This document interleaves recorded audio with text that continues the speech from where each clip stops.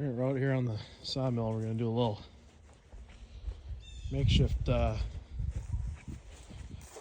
homemade dog repair. These are kind of getting worn out.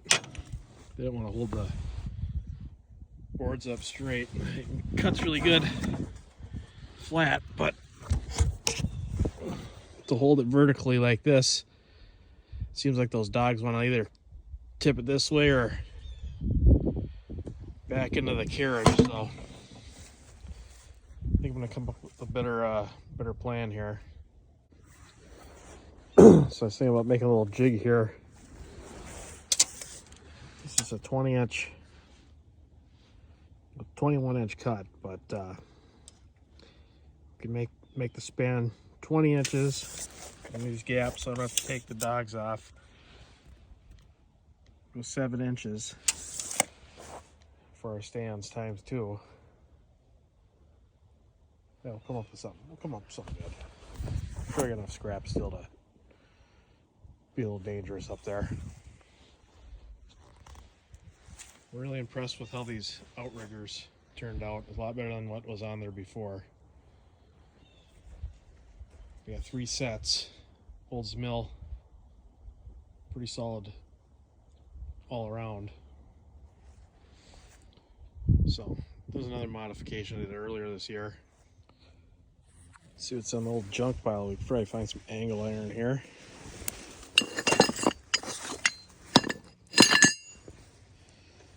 Just need a bit longer pieces. Let's see here.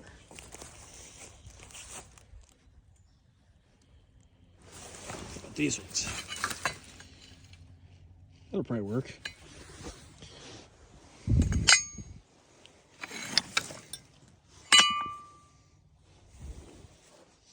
Well, that was easy. All right, well, this is kind of what I rounded up with the scrap. This is kind of what I'm envisioning. This will go between the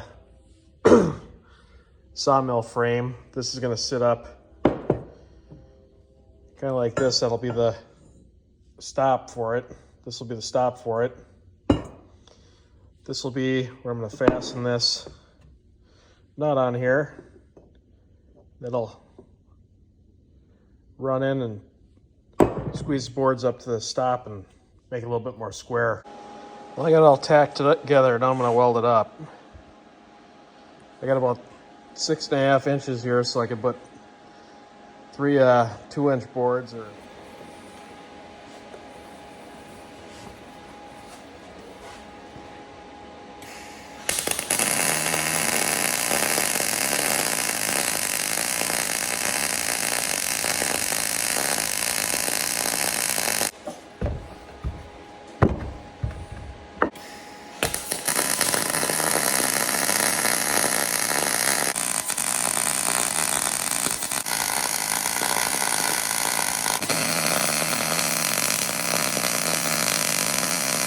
this is just the prototype.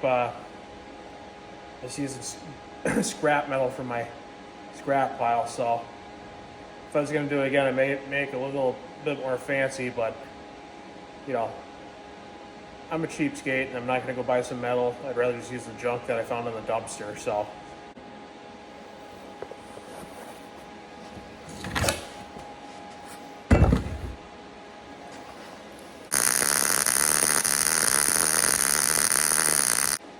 I didn't really measure any of this stuff. Just kind of putting it together. Not like it's not like it's some crazy rocket science or anything, you know. All it's got to do is hold some logs. The only thing that really matters is squaring this. So.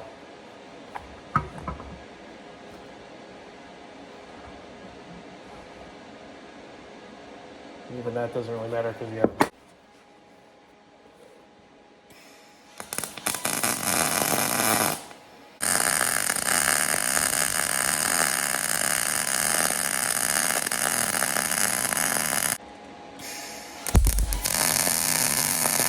welder. I'm using this little ESAB Fabricator 141. It's a 110 outlet. Otherwise you can get a pigtail for 220, but I only got 110 where I'm welding right now. Multi-process, does wire feed, stick, and TIG, but when I'm outside of work, I want to do things as fast as possible, and preferably not stick or TIG when I just want to get the project done. I'm not too worried about these little farm welds out here. But if you're interested in getting a welder, no sponsorship or nothing, but it's pretty good little welder. I think they're like $1,200–1,300 now. All right, this is it. Finished project. I don't know if I'm gonna paint them or not. Maybe I will.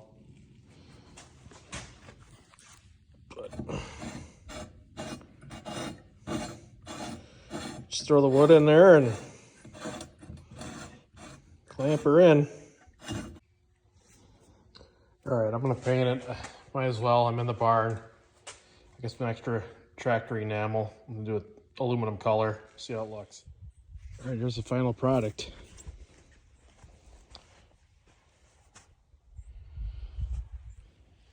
It works really good, straight as an arrow.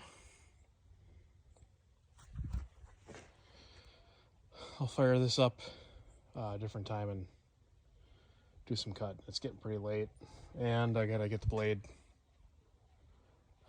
retightened on there because it slipped off yesterday. But this will be some pretty nice cedar. Mill up. It's not gonna make super huge boards, but it's gonna make wood for garden stuff, and make some trellises, make some raised garden beds, all this lumber. So every little bit cut is money saved. Thanks for watching.